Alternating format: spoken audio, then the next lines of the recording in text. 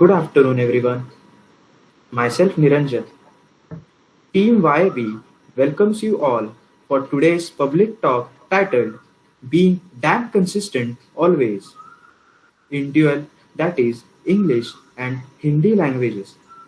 Speaking about me, I am one of the team and currently pursuing my chartered accountancy studies.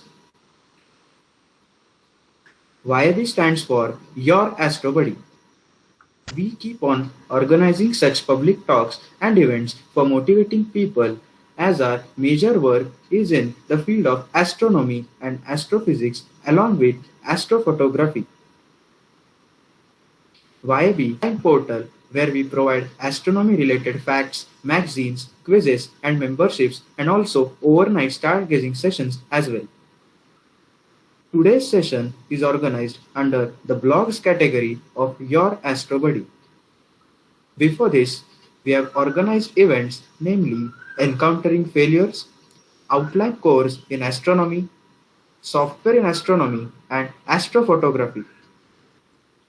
We are planning to organize more of others. Please stay tuned. Now, I would like to hand over to one of our team members, Ms. Rishima Desai, and ask her to proceed with the speaker's introduction desk. Over to you, Rishima. Thank you. Thank you, Niranjan. Good afternoon, everyone. Myself, Rishima. I am a member of Your Astro Buddy and handle the Design and Animation Center. It is my pleasure to introduce to our audience about our today's speaker, Ms. Pranjal Vyas. She has always been fond of optimism and always strives hard to motivate people around. She is currently writing blogs for our website, Your Astro Buddy. She loves to interact with varied kinds of people with respect to motivation, self confidence, success, and failure. This has brought her to launch her own YouTube channel titled Pranjal Vyas.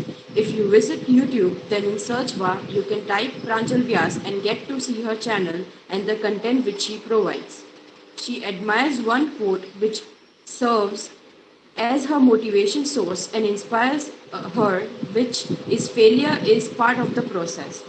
Today, she will take us to encode the tips and tricks of consistency through her thesis on the topic being damn consistent always. Thank you. The stage is set and it's all yours. Over to you, Pranjal. Hello, am I audible and visible? Rishima? Yes. Yes, Pranjal. Okay. So, a very enthusiastic evening to everyone present here. It's glad meeting everyone. I, Pranjal Vyas, am a first year architectural student, a blogger at YAB, and a YouTuber as well. So, firstly, I would like to thank everyone for their precious 1 hour. और क्योंकि आपने अपना precious 1 our यहाँ पे invest किया है, in return I guarantee that by the end of this seminar the following points will be achieve. Consistency के respect में हमारी अंडरस्टैंडिंग क्लियर हो जाएगी. कंसिस्टेंसी के रिस्पेक्ट में जो भी हमारी बैरियर्स है वो भी डिसॉल्व हो जाएंगे और कंसिस्टेंसी के रिस्पेक्ट में हमारी अंडरस्टैंडिंग और बेहतर होती चली जाएंगी. Stay tuned with me in this 1 घंटे के seminar because it's gonna be fun, it's gonna be very interesting. जो प्रेजेंटेशन मैंने बनाया है उसमें बहुत सारे विजुअल डाले हैं जिसमें से हमें लर्निंग एक्सपीरियंस एक डिफरेंट तरीके में से आने वाला है. सो यस, एक हल्का फुल्का चैट थ्रू इंटरेक्शन भी एक्सपेक्टेड है whenever it's called. Let's get started. It's gonna be fun for sure. I'll present my screen now.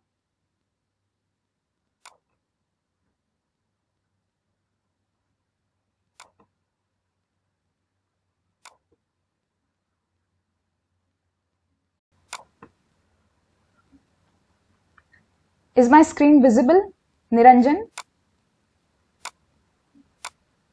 Yes, Pranjal. All right, thank you.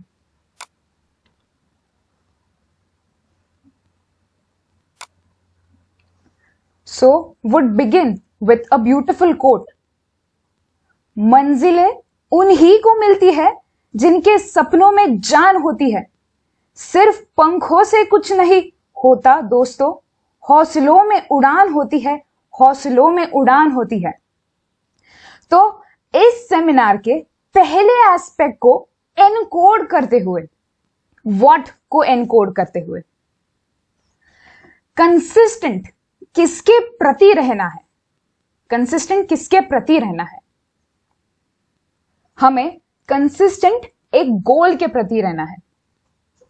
अरे नहीं प्रांजल, कुछ गलत बोल दिया। हमें कंसिस्टेंट किसी गोल के प्रति नहीं रहना है, हमें कंसिस्टेंट एक डिफाइंड गोल के प्रति रहना है। ऐसा भला क्यों?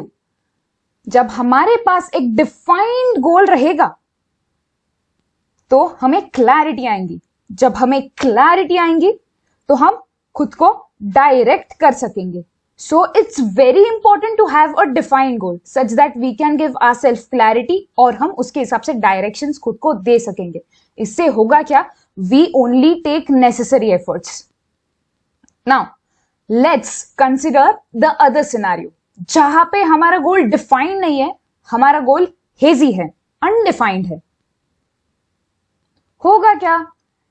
हेजी गोल है। क्योंकि हेजी गोल है, हेजी डायरेक्शंस है, हेजी डायरेक्शंस के कारण हेजी फीलिंग्स जनरेट होती है खुद में, जिसके कारण एक लेजी सा एटीट्यूड आ जाता है, विच लीड्स टू डीमोटिवेशन, मतलब एक अनसेटिस्फाइंग आउटकम। सो हेजी गोल इसका रूट है, इसका सोल्यूशन सिंपल है। जो भी गोल हमारे सामने है, जो भी गोल स्टेटमेंट के लिए, जिस भी गोल स्टेटमेंट के लिए हम एम कर रहे हैं, it should be very defined.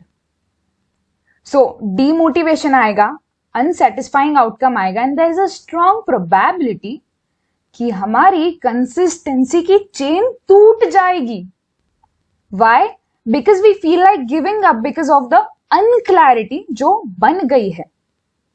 इसके कारण होगा क्या? इस प्रोसेस में हम बहुत सारे अननेसेसरी, अनरिक्वायर्ड एफर्ट्स ले लेते हैं। Would like to quote a very inspiring and beautiful statement by Mr. Sandeep Maheshwari sir, who says कि goals are very important part of life because they help us keep going, and goals हमेशा हमेशा बड़े रहने चाहिए, difficult रहने चाहिए, challenging रहने चाहिए। ऐसा भला क्यों? उनकी ये स्टेटमेंट इस क्वेश्चन को आंसर दे देगी। वो ये कहते हैं कि ज्यादातर लोग इसलिए फेल नहीं होते क्योंकि वो बहुत बड़ा एम करके उस एम को अचीव नहीं कर पाते, पर ज्यादातर लोग इसलिए फेल होते हैं क्योंकि वो छोटा एम रखते हैं और उसे आसानी से अचीव कर लेते हैं। Is having problems a problem? नहीं, प्रॉब्लम होना कोई प्रॉब्लम नहीं है, बट प्रॉब्लम होते हुए उसका सोल्यूशन ना निकालना, यह बहुत बड़ी प्रॉब्लम है। एक एग्जाम्पल के माध्यम से इस कंसेप्ट को समझाना चाहूंगी कि how these goals, defined goals, help us to be consistent. खुद ही के लाइफ से एक रिफ्लेक्शन के थ्रू कहूंगी। I am a first year architectural student, and architectural student को कंसिस्टेंट बेसिस पे असाइनमेंट्स दिए जाते हैं, and we need to submit it whenever the deadline is. Let's assume the situation कि एक 5 मिनट का सबमिशन है और इस 5 मिनट के सबमिशन को हमें कोई डेडलाइन ही नहीं दी है, और लेट्स से डेडलाइन दी है बट ऐसे बहुत लंबी वाली डेडलाइन दी है, 10-15 दिन की, ऐसे कुछ। तो अगर हमने उस 5 मिनट के एग्जीक्यूशन को कोई डिफाइंड डे नहीं दिया और उस डिफाइंड डे में कोई डिफाइंड टाइम नहीं दिया, तो there is a great probability कि वो सबमिशन टाइम पे होगा ही नहीं। क्यों? क्योंकि वो डिसाइड ही नहीं किया है। So there is power when we give ourselves clarity. तो ये तो हमने डिस्कस कर लिया व्हाट कंसिस्टेंट किसके प्रति रहना है। Now hopping on to the next concept, consistency क्यों नहीं मेंटेन होती? कंसिस्टेंसी क्यों नहीं मेंटेन होती? इसका आंसर बहुत सिंपल है। Now I just wish if the audience can interact थोड़ा, थोड़ा फ्लड ऑफ कमेंट्स होने दो. What do you think, consistency क्यों नहीं मेंटेन होती? The answer is very simple. It's one lettered answer, it's one word answer. Could you please help me out, Ayush, to let me know about the comments? Consistency क्यों नहीं maintain होती? I can't see the comments since that I have presented my screen. Any guesses?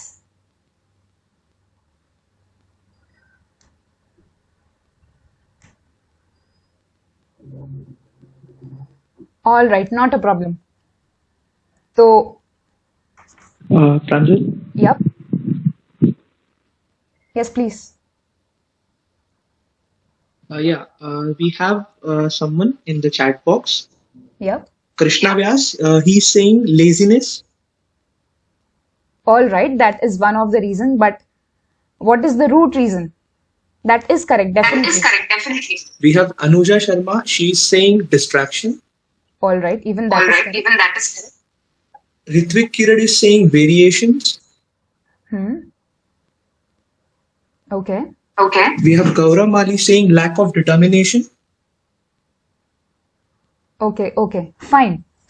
Now I'll get ahead. Just are there one two more. devices? Abhishek Oza over here. Yeah. He's saying thoughts. Okay. Right. Shriya Paul, procrastination. Yes, one of the reasons, correct. All right. Now I'll get on to the main part. तो consistency क्यों नहीं maintain होती, इसका answer बहुत simple है. And I had given a hint. All the answers given by the audiences are definitely correct, but these are like the branches of the tree. The answer is the root जो मैं अभी कहने वाली हूँ. And the answer is what is your why factor? What is your pushing why? What is your driving factor? ये जब चीज clear होगी तो हमारी आधी से ज्यादा जिंदगी यहाँ पे सिंप्लीफाइड है. ऐसा भला क्यों? You know what? It is the driving factor. It is the pushing why which has the strength. It is this thing which helps us going. Our pushing why, our driving factor should be always very strong. Why so? Because challenging times में यही why factor रहता है which helps us going. Challenging difficult times में it sustain us. इसको हम समझेंगे दो examples के माध्यम से. एक रहेगा अपना नॉर्मल एग्जाम्पल, एक रहेगा अपना intense example. Again normal example में हमने खुद को एक सिचुएशन में इमेजिन करना है. लेट्स अज्यूम एक रात को 9-10 बजे हमें अपने कोई फ्रेंड का कॉल आता है. Supposedly I get a call from my friend who says me at 10 o'clock, हाय प्रांजल, कल सुबह 5:30 को एक वेकेशन के लिए निकलना है. Are you ready? Let's assume again कि अगले दिन वो दिन फ्री है and I am good to go, so I agree. I say yes for sure. Then I am like okay, मैं आ रही हूँ फॉर श्योर, 5:30 को निकलना है. देन शी सेज मी अपना रेडी होके रह जाना. तो मैं प्लानिंग करके 3:30 का अलार्म लगाती हूँ. 3:30 का अलार्म लगा लिया. फिर मैं मॉर्निंग में उस अलार्म में अलार्म होने के बाद वो get ready and all other procedures go head.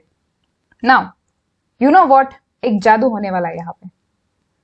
रात को सोने से पहले आउट ऑफ दिस एक्साइटमेंट कि कल अलार्म होने के बाद उठना है, हम लोग खुद को इतना अगले दिन के इमेजेस और विजुअल्स देते हैं कि the next day out of the motivation कि कहीं पे जाना है, हम अलार्म से पहले ही उठ जाते हैं.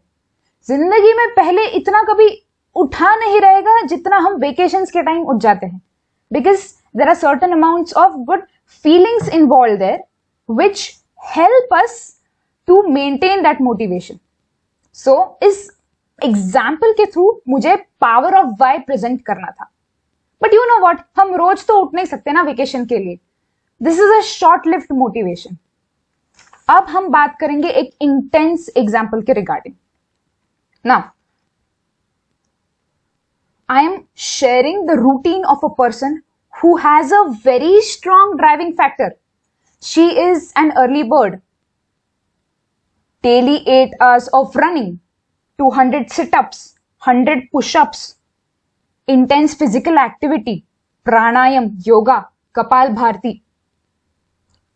Awards of honor won by her are Arjuna Award, Padma Shri, CNN, IBN, Indian Sportswoman of the Year. पता है दोस्तों किसकी बात हो रही है? It's international badminton player PV Sindhu as well as an Olympic silver medalist. इनका driving factor इतना स्ट्रांग है कि कंसिस्टेंसी मेंटेन होती ही होती है. जब पूछा गया कि ये ऐसे कैसे कर लेती है, बोला वर्ल्ड नंबर 1 बैडमिंटन प्लेयर बनना है. तो यहाँ पे हमारी लर्निंग क्या आती है? जब हमारा मोटिवेशन लॉन्ग लिव्ड मोटिवेशन रहेगा अपने डिफाइंड गोल स्टेटमेंट के प्रति, अपने व्हाट के प्रति, तो अब हमारा वाई भी आसानी से एग्जीक्यूट हो जाएगा. And this is how we can stay consistent at every cost. आगे जाते हुए would love to share a practical hack which will help us to be consistent. Now this is a lesson which Srimad Bhagavad Gita teaches. Let's assume a scenario कि हम अपने गोल statement के प्रति लो enthusiasm portray करते हैं, अपने dreams के प्रति लो एंथुजियाज्म पोर्ट्रे करते हैं. एंड सिनेरियो नंबर 2, अपने गोल स्टेटमेंट के प्रति एक अच्छा खासा एंथुजियाज्म पोर्ट्रे कर रहे हैं. सो यू नो व्हाट, पहले केस में हमें कंसिस्टेंट होने में बहुत तकलीफ होगी क्योंकि हमारा एंथुजियाज्म कम है, हमारी एनर्जी सख्त है, जिसके कारण मोटिवेशन नहीं आएगा काम करने के लिए. बट इन दिस सिनेरियो जब हमारा एंथुजियाज्म अच्छा है, हमारी एनर्जी एलिवेटेड है, हमें कंसिस्टेंट रहने में बहुत मदद करेगी. So always remain energetic towards whatever long term goals we are pursuing. All right, आगे जाते हुए इसमें मजा आने वाला है. अब हम दुश्मनों की बात करेंगे.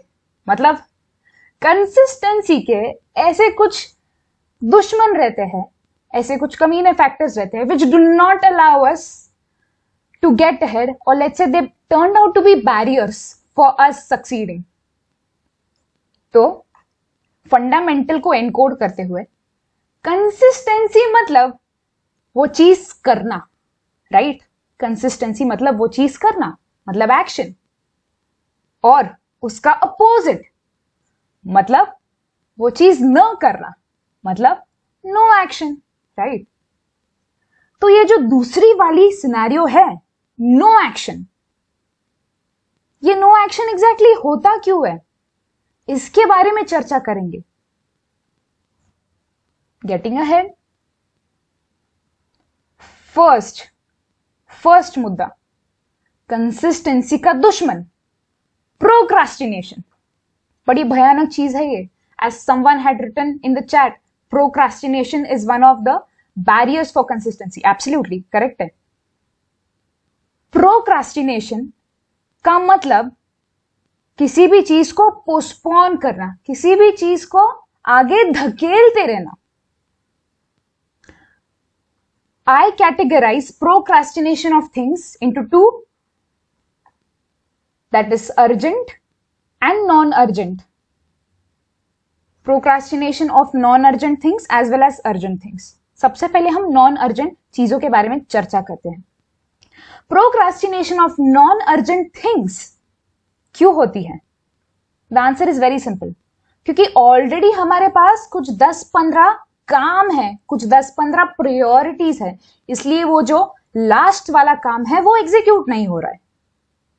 The answer, the solution to this problem is very easy. Let's get it done. वो भी कैसे करना है? Plan a dedicated time and execute. That's it. Easy. हाँ, अब आते हैं नेक्स्ट कैटेगरी में, मतलब अर्जेंट कैटेगरी. अर्जेंट चीजें पोस्टपोन हो रही है. Hold on, before discussing this aspect कि अर्जेंट चीजें पोस्टपोन क्यों हो रही है, एक क्वेश्चन पूछना चाहूंगी. और ये जो क्वेश्चन है, I want you all to ask this question to yourself and link it as per your experiences. अगर वो चीज इतनी ही इंपॉर्टेंट है, then why are we postponing that thing? Why not prepone? So solution number 1, if it is really urgent, don't postpone, prepone that thing. और अगर procrastination कर करके इतनी वो हैबिट हो गई है, then we must procrastinate procrastination. Make sense, right? तो ऐसे खुद से क्वेश्चनिंग करनी है and find out what is the reason these things are happening. Moving on to the next slide. Urgent category के रिस्पेक्ट में ही बात करते हुए प्रोक्रास्टिनेशन का एक मुख्य कारण रहता है that we aim for perfection. ये बहुत भयानक चीज है. We should not aim for perfection, we should aim for excellence. Why so? क्योंकि when we aim for perfection, we set our target so high कि अगर एक छोटी सी भी गलती हो जाए तो ऐसे लगता है कि ये मैं कर ही नहीं सकती, ये मुझसे कैसे हो गया. एक अनकंफर्टेबल सी फीलिंग आ जाती है क्योंकि हमारे इंटेंशंस ही ऐसे है कि सब कुछ वन गो में अचीव करना है. इसके कारण आता है स्ट्रेस. एज आई सेड, इसका सोल्यूशन है aim for excellence and aim for progress instead of aiming for perfection. Hopping on to the next barrier, consistency का दुश्मन. Pausing when about to finish, मतलब complacency. सबसे पहले तो complacency इस शब्द का मतलब समझते हैं. Complacency मतलब this feeling कि मैंने बहुत कुछ उखाड़ लिया है, मैंने बहुत कुछ कर लिया है. And out of this feeling कि मैंने बहुत सारी सक्सेस अचीव कर ली है, we tend to be in the seventh heaven, हवे में उड़ने लगते हैं. जिसके कारण होता क्या है पता है? This assumption that 99% job is done and उस टाइम पॉज लेना या इनकंसिस्टेंट हो जाना. देयर आर चांसेस कि हमारा जो 99% जॉब है वो स्लैश डाउन हो जाए 70% जॉब पे एंड डोंट नो वो 30% उसका जितना हमने अकम्प्लिश किया है 30% पे नीचे ड्रास्टिकली ड्रॉप डाउन हो जाए. So pausing when about to finish is extremely bad idea.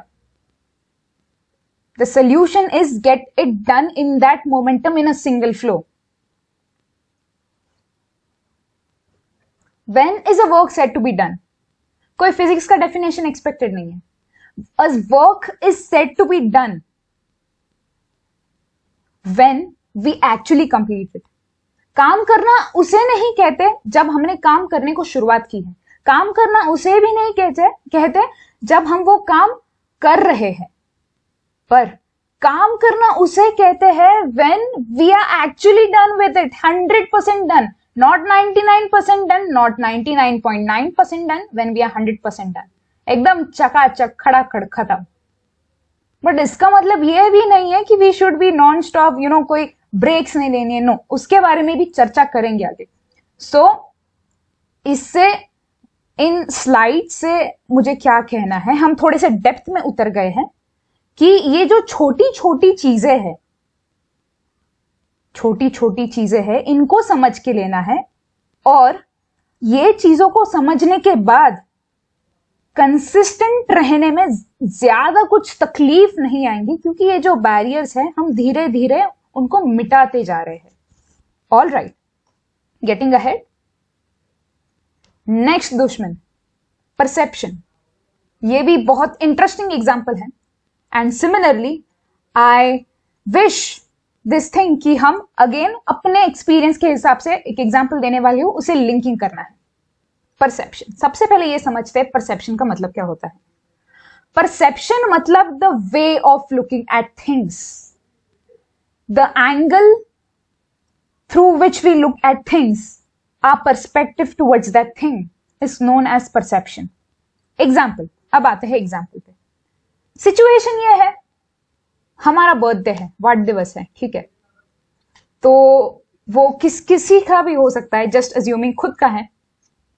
तो घर में कुछ नहीं, मस्त डेकोरेशन हो रखा है ना, बलून्स लगाए हैं, there's a very jolly environment, and you know, इस बर्थडे वाले सेलिब्रेशन में एक केक नाम की चीज रहती है, उसके माध्यम से हम ये चीज समझने वाले हैं. Now my intention is not to explain this birthday wal scenario, but to explain something else. तो ये it's like a metaphor that I have taken. हमने करना क्या है, ये जो केक है ना, उसको अपने गोल स्टेटमेंट के साथ कंपेयर करना है. मतलब ये जो केक है ये हमारा टारगेट है और इसे हमें एग्जीक्यूट करना है. सो ये जो बर्थडे केक है, मतलब हमारा गोल स्टेटमेंट है, उसे स्टार्ट करने से पहले हम उसे एज इट इज नहीं देखते. पहले हम उसको सेग्रीगेट करते हैं into pieces, right, such that हमारे एफर्ट्स इजी हो जाए. कभी एकदम केक नहीं खाते ना, एकदम खाएंगे तो क्या होगा बोलने की जरूरत नहीं है, कल सुबह मॉर्निंग में पता चल जाएगा. ऑलराइट, तो जब ये पूरा केक रहता है, मतलब उस गोल स्टेटमेंट को पूरा नहीं देखना है, उसको पहले डिवाइड करना है. उस चीज के एग्जीक्यूशन को मल्टीपल पार्ट्स में डिवाइड करना है. जब उस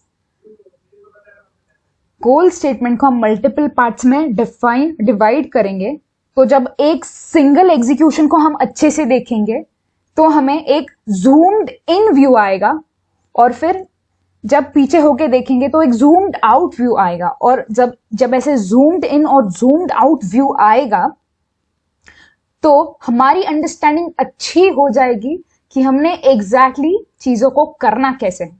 तो बेसिकली मेरे कहने का मुद्दा यह है कि हमारा परसेप्शन अपने टारगेट्स के प्रति ऐसे मैनर में रखना है कि वो चीज सिंप्लीफाई होके हमें मोटिवेट करे टू टेक एकदम minimal efforts.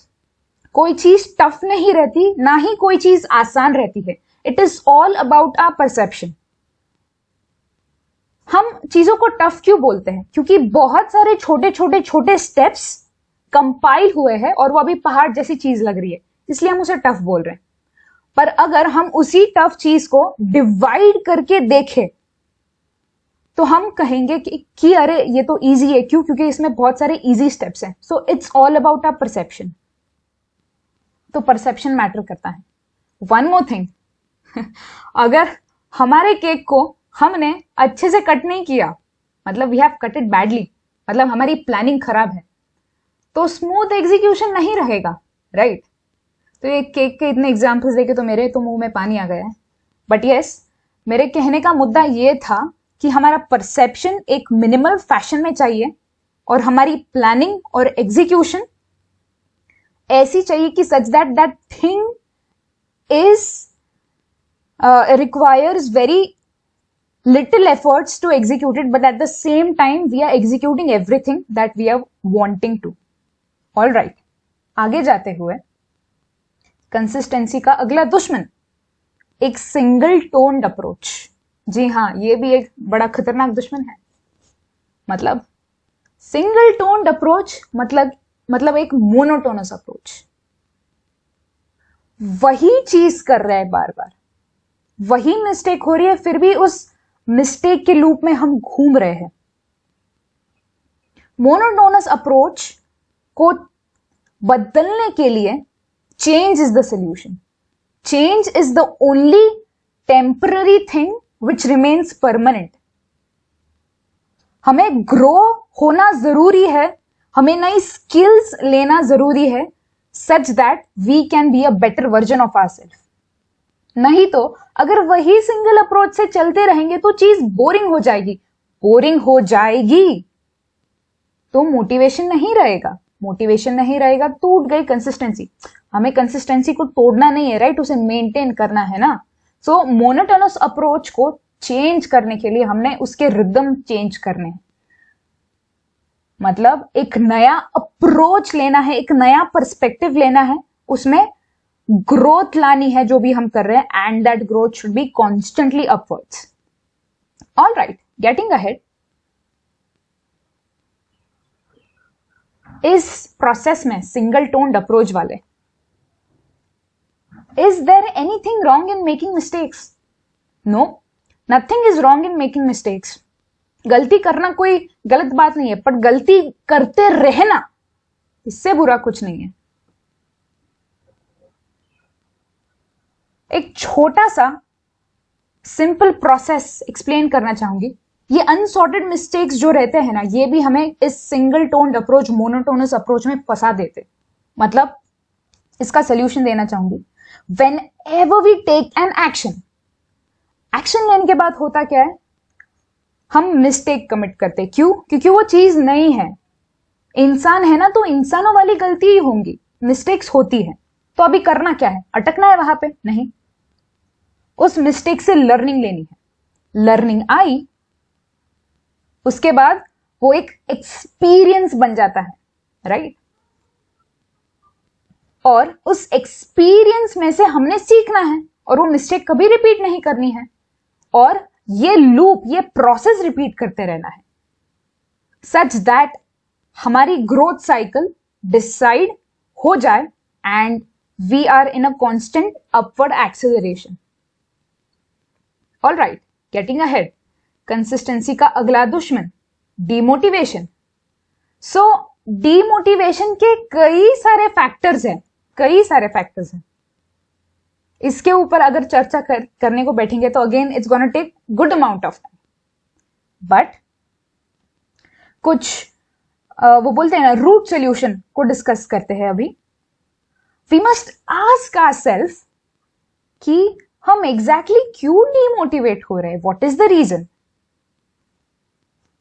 How do I overcome it? 2 questions. And you know what, ये खाली क्वेश्चन पूछने से नहीं आएगा. हमने करना क्या है?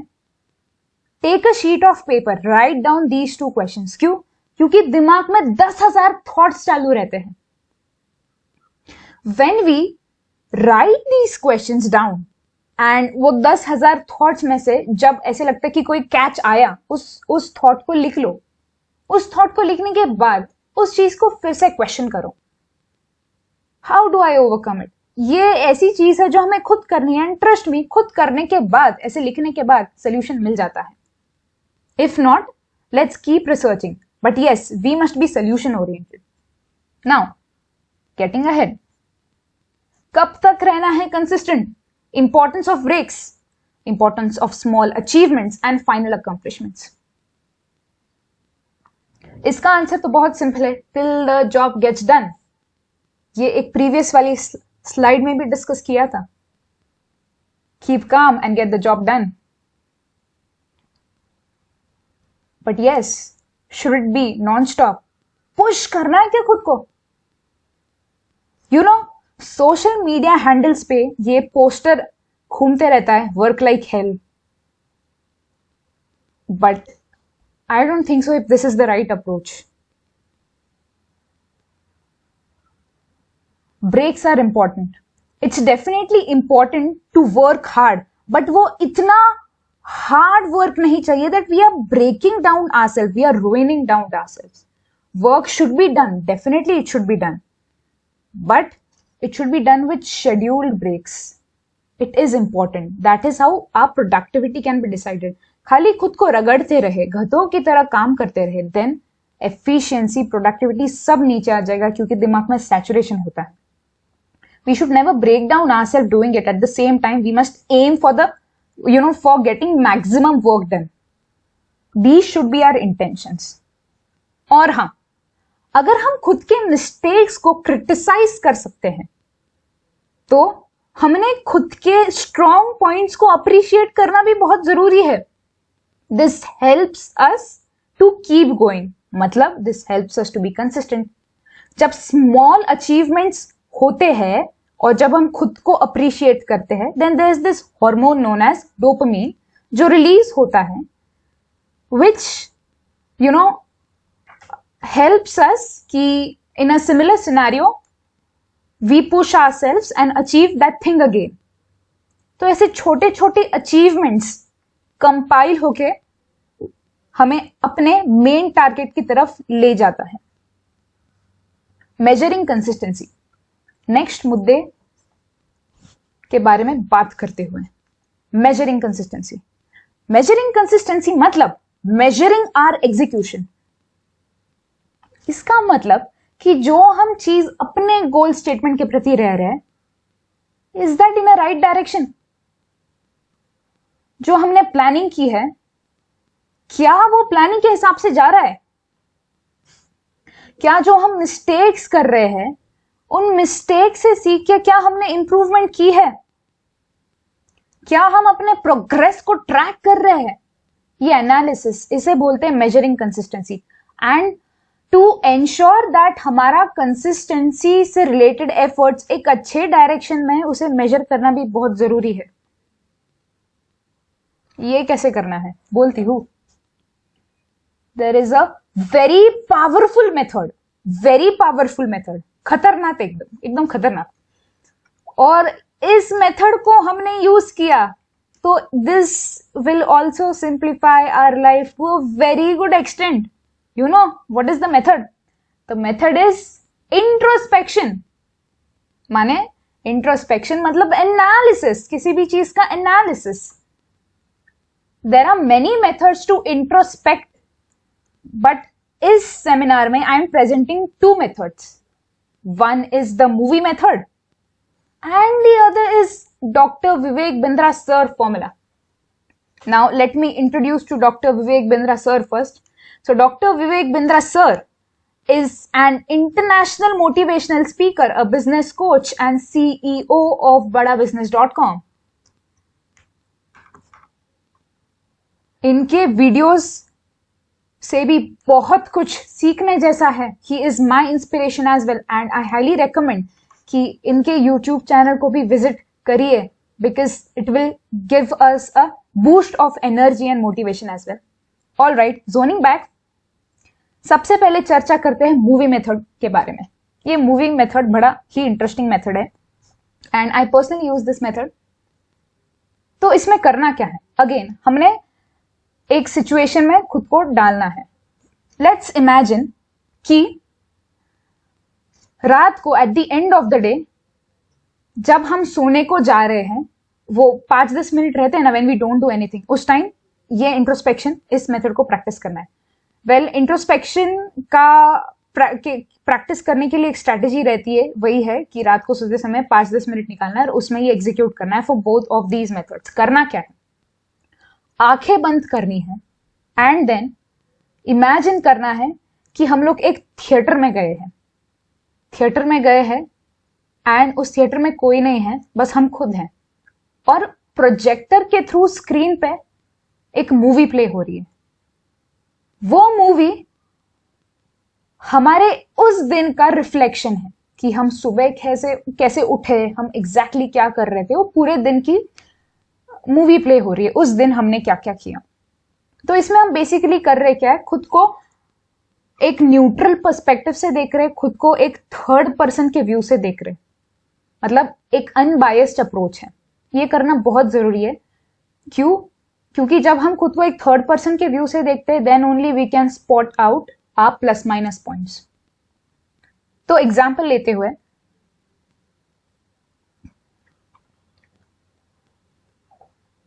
सोने से पहले आई इमेजिन कि मैं थिएटर में गई एंड सीइंग माई सेल्फ, मेरा दिन कैसे शुरू हुआ। सो वो मूवी जब शुरू होती है, आई सी कि मैं उठी, आई स्ट्रेच्ड माई सेल्फ एंड जो ब्लैंकेट रहती है, जो बिस्तर रहता है, वो उस दिन मैंने फोल्ड ही नहीं किया और मैं ऐसे ही नीचे चली आई। तो ये मैं याद कर रही हूं। तो अभी मुझे खुद को क्या बोलना है? अरे how did you forget this? All right, तो अभी वो मेरे दिमाग में बैठ गया, okay I have just made this mistake, just an example. और ऐसे ही नीचे आई, फ्रेश हुई, हैड माई ब्रेकफास्ट, ऊपर आने के बाद लैपटॉप एंड स्टफ शुरू कर लिया। और फिर मुझे ऐसे ध्यान में आता है कि कॉलेज के लिए मैंने कुछ जो मेरे ओल्ड पेन्स है वो यूज करने के लिए निकाले थे, पर गलती से मैंने नए पेन्स को यूज करना शुरू कर दिया। नॉट गलती से, इंटेंशनली। क्यों? Maybe I couldn't access the old pens for some reason. तो उधर मुझे उस मूवी मेथड में खुद को क्या बोलना है? अरे ये नए पेन्स नहीं यूज करने थे, ये गलती क्यों की? तो मेरे कहने का मुद्दा ये है कि हमने खुद की मूवी प्ले करनी है थ्रू आउट द डे और खुद के फ्लॉज को स्पॉट आउट करना है कि एग्जैक्टली हमने क्या क्या गलती की, इससे होगा क्या? From the next time when same or similar scenario happen with us, we will be reminded of this fact कि अरे ये गलती हमने ऑलरेडी पास्ट में की है, ये फिर से करनी नहीं है, ये बैकिंग नेचुरली आता है। और क्योंकि ये बैकिंग नेचुरली आया है due to we introspecting that situation every single day, हमारी प्रोडक्टिविटी बहुत बढ़ती है। और क्योंकि हमारी प्रोडक्टिविटी बढ़ रही है, हमें कंसिस्टेंट रहने में मदद होती है। Method number 2, doctor Vivek Bindra sirs formula. इनका फॉर्मूला ये कहता है that at the end of the day बस ये कहना है what went wrong, what went right, what could be done. मतलब उस दिन व्हाट वेंट रॉन्ग, क्या क्या चीजें मुझसे गलत हुई, व्हाट वेंट राइट, कौन सी चीजें मैंने सही की, and what could be done, मतलब ये जो व्हाट वेंट रॉन्ग है ये गलतियां हैं, मतलब हमारे प्रॉब्लम्स हैं, उनके solutions what could be done की कैटेगरी में हमने खुद को देने हैं। दोनों मेथड्स का मुद्दा इंटेंशन एक ही है, इट्स आवर चॉइस कि हमने कौन सा मेथड चूज करना है, अपने सिचुएशन के हिसाब से डिसाइड करना है at our own comfort. So this was all about introspection. अब बात करते हैं power of consistency. The outcome of our execution can be as loud as an explosion if we are damn consistent. अगर हमने आज के सेमिनार के एक एक पॉइंट को अच्छे से इंप्लीमेंट किया, अपने सक्सेस का कर्ज चुकाने के लिए थोड़ा थोड़ा रोज इन्वेस्ट करना शुरू कर दिया, तो हमें एट द एंड रिजल्ट नहीं मिलेगा, but result with compound interest मिलेगा। Now, there are some things again which will help us simplify our efforts. Point number 1, love your routine. Oh, excuse me. Love your work ethic. Words are extremely powerful weapons. Never say, आज कितना workload है. Always say, आज का work ethic बहुत बढ़िया है. Now let's feel the intensities of these two scenarios. When we are saying workload, isn't it कि बहुत heavy emotions आ रहे हैं, ऐसे लग रहा है अरे यार बहुत कुछ करना है, एक पहाड़ क्लियर करना है, ऐसी फीलिंग आ रही है, right? But when we are saying love your work ethic, तो कैसे लग रहा है? एनर्जेटिक लग रहा है, राइट? सो कंसिस्टेंट रहने के लिए we must love our work ethic. Next point जो मैंने पहले बोल दिया था, लव योर रूटीन। जो भी प्रोसेस हम रेगुलर बेसिस पे एग्जीक्यूट कर रहे हैं, love it, this will help us to be consistent again. The other scenario, I am hating my routine, कहां से आएगा motivation to keep going, right? So love your work ethic, love your routine. This brings us to our next point, let's use solution oriented words and approaches. Never say it's difficult. Always say it's challenging. Again, as I said, words are extremely powerful weapons. If we use it the right way, जिंदगी सुधर जाएगी। जब हम कह रहे it's difficult, सारे stressful feelings, thoughts, emotions आ रहे। जब हम कह रहे it's challenging, मतलब वही चीज है, कुछ बदला नहीं है बाहर। जो बदलाव लाया है वो हमने अपने थॉट्स में लाया है, अपने उस पर्सपेक्टिव से लाया है जिस तरह से हम उस चीज को देख रहे हैं। इट्स चैलेंजिंग, मतलब चीज तो वही है, बट हमारा एटीट्यूड, हमारी एनर्जी उस चीज के प्रति बदली है। Example number 2, never say I did not get time, always say I could not manage my time well. Situation same है बट रिस्पॉन्स दोनों के अलग अलग है। This is what makes a difference. तो एज आई सेड कि हम depth में उतर गए हैं थोड़ा सा। Solution oriented words and approaches जब हम यूज करेंगे अपने गोल के प्रति, देन कंसिस्टेंट रहने में मजा आएगा। इनफैक्ट कंसिस्टेंट रहने में आसानी हो जाएगी। ऑल राइट, एक मिसकंसेप्शन हो जाता है this does not mean that we must cut negative words. ना ना ना, ऐसे नहीं करना है.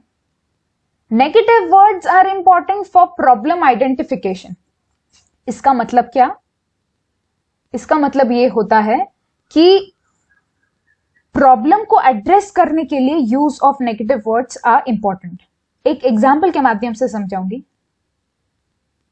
I am feeling that this aspect is very complicated and I feel unenergetic. Negative words है, right? Complicated, unenergetic. Add the solution oriented statement to it. How do I solve this? What is the right way to execute this? है ना? All right. So it all starts with a small action. There are tiny baby steps that we must take on regular basis. इन चीजों की repetition करनी है. ये हमारी habit बनने लगती है. और जब ये हमारी हैबिट बनती है, it becomes a reality. It turns to be who we are or who we want to be because of this cycle. Small action, baby steps, repetition, experience, learning, habit, reality. So our version today is a result of our habits which we have practiced in the past. So that is all I wanted to say. I hope that was enjoyable. Stay tuned for more updates. एक feedback form आ जाएगा which will be available soon through mail. Also, the recording of this session will be available on my channel as well. So, yep, thank you so much for your patience. Thank you so much for your attention. Over to Rishima. Just a second. I'll stop sharing my screen.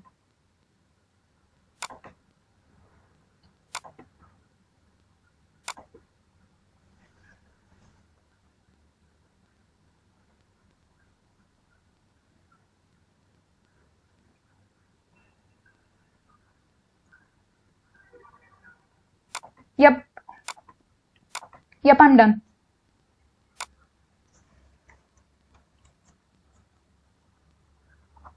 Yeah, okay, so we request the participants, if anyone has any queries, any questions, they can definitely put it in the chat box so that we will give you a chance to interact with the speaker, and hope so your doubts will be cleared.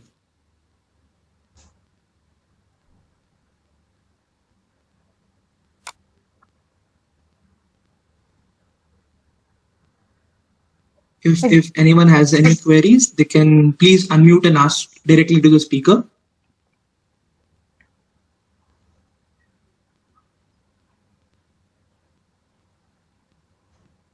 If there aren't, we can get ahead to the concluding part. Okay, I have a big problem. Cannot wake up in the morning. Just keep on pressing the snooze button. Well, पहले तो ये बात समझनी है कि when we press the snooze button, हम एक second sleep cycle में enter करते हैं, which is just not good. जब हम second sleep cycle में enter करते हैं, होता क्या है? वो sleep cycle हम पूरी नहीं कर पाते for sure, क्योंकि एक sleep cycle 8 hours की रहती है. तो ये सेकेंड स्लीप साइकिल को हम 1 घंटे में तोड़ देते हैं एंड देन पूरा दिन एकदम खराब जाता है. सो इसका एक सोल्यूशन ऐसा है कि ये जो मोबाइल है ये खुद के बेड से दूर रखना है, सच दैट जब भी ये बजेगा we walk away from our bed, we switch off that alarm और बेड से तो दूर भागना है, ब्रश की तरफ भागना है, वॉश योर फेस. उठने के बाद जो 10 मिनट का टाइम रहता है बस उतना ही रेजिस्ट करना है. वो 10 मिनट का टाइम एक बार चला गया, it's easy to get ahead with the day. Yup, I hope I have answered your question. Yup, no problem.